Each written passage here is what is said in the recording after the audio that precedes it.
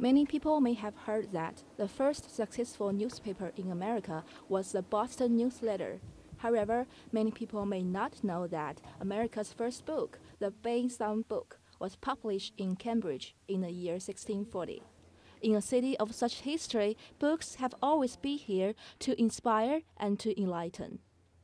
For many Bostonians, books are more than just about a tradition, it's a way of life.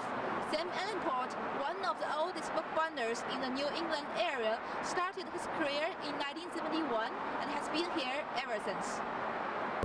Boston has always been a very literate city. There was an emphasis from the beginning that people would be educated, understand at least the Bible, if not other sources of information. But publishing and printing was the third biggest industry in Massachusetts, employing tens of thousands of people.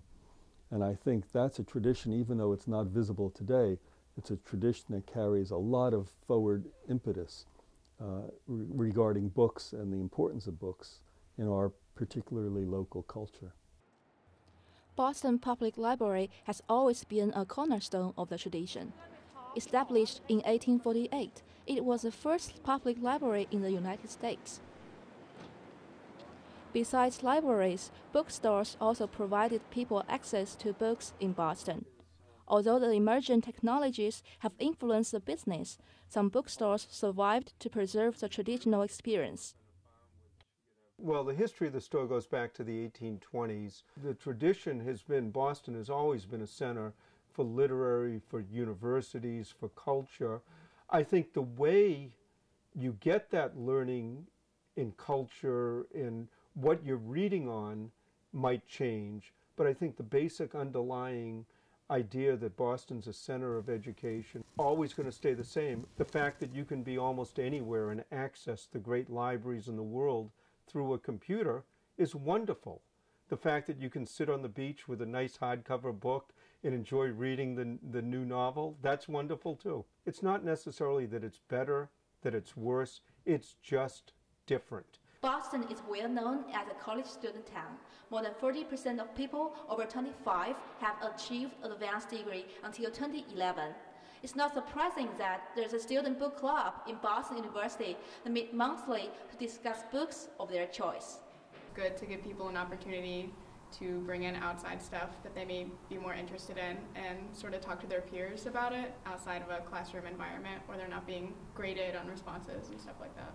Yeah, I'd agree. I mean, we always go to the Boston Book Festival every fall, which is just a really fun thing, and I haven't seen that anywhere else, really.